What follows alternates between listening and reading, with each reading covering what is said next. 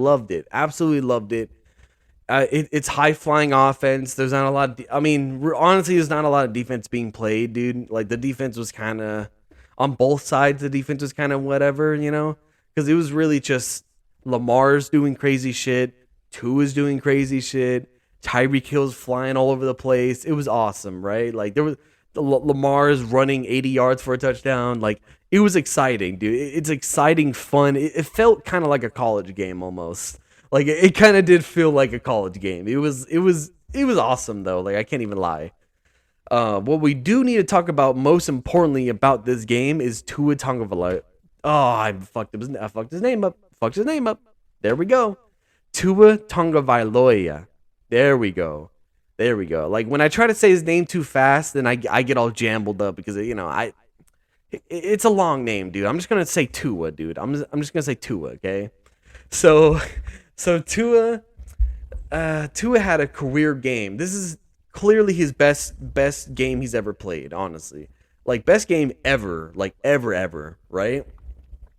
And I'm gonna read you his stats because his stats are fucking bonkers. Okay, he was 36 of 50 on pass attempts. He threw 50 passes in this game and completed 36 of them. That shit was fucking awesome, right? 469 yards, almost 500 yards of passing, and 6 touchdowns.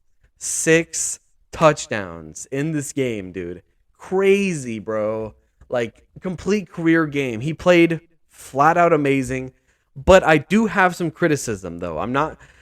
He didn't play perfect. Like, I know people are going to see the 6 touchdowns and the 500 yards pretty much and everything. And, like, he did play really good. I don't want to take away the things that he did great because I'm going to go over that, too. I'm going to talk about that. And I'm going to give him the credit where he's due. But I don't want people thinking that, Tua's amazing now. And, fucking, hey, okay, chill out a little bit, right? Because I know people are going to overreact to this game from Tua because he had these crazy stats and he's throwing touchdowns everywhere and it's awesome. But he threw 2 interceptions and the 2 interceptions were like bad. And it should have been 3 interceptions, but one of the interceptions got caught and then the guy couldn't stay in bounds. So he didn't get his feet down, so it didn't count as an interception, but it was an interception. And all 3 interceptions happened the exact same way. And I'm going to tell you why.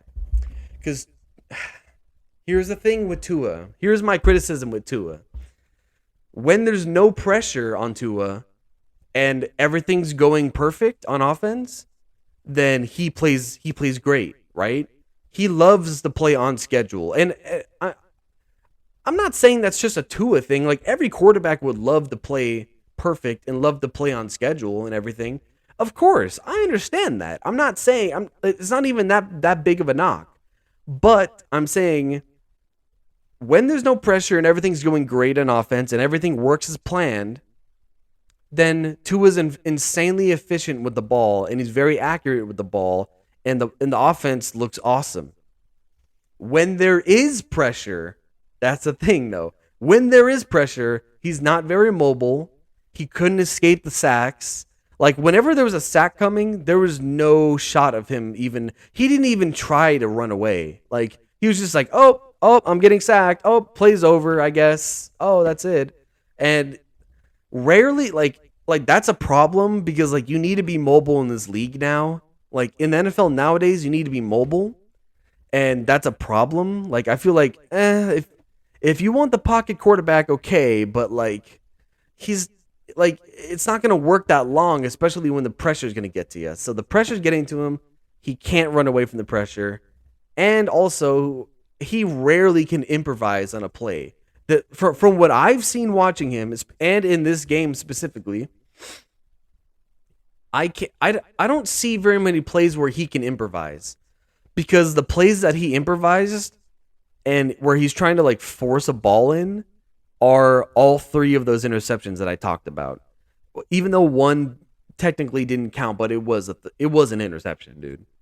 And he forced every one of those balls because he just said, "Oh, Jaylen Waddle will get open. I'll just throw it downfield and I'll just hope that he gets open. Oh, Tyreek Hill, I'm just going to force it to Tyreek Hill and hope that he catches this ball and just forces it in there. And it's like, bro, you can't keep forcing the ball when it's not fucking open, though. And like that's the problem. And then Tua can't get out of that mindset. So it's like yeah, the rest of this game, Tyreek Hill streaking wide open and he throws a bomb to him and it's a touchdown.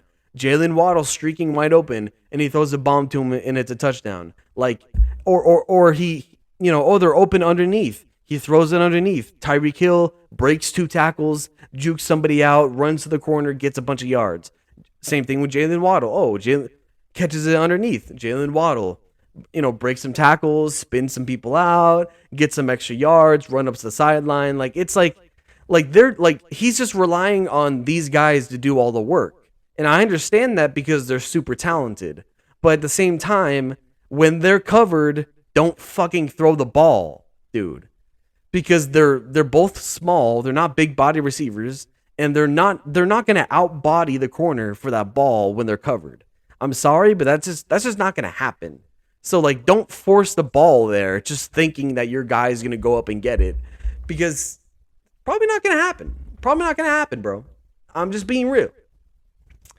But that's my problem with Tua. That's my problem, where it's like a lot of the yards and touchdowns he got in this game were from just wide open plays. Wide open, broken coverage, Tyreek Hill streaking, Waddle streaking.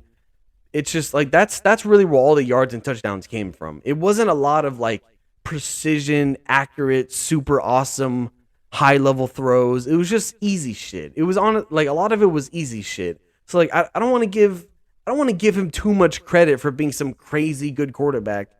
To when it's you only completed the ones that were easy, and then the ones that were hard you couldn't complete, and then you're forcing balls, and then you're throwing interceptions, and it's so that's what I'm saying about when everything's on schedule and everything's running perfectly, then Tua's an awesome quarterback. When there's pressure at all, and the pocket's not clean, and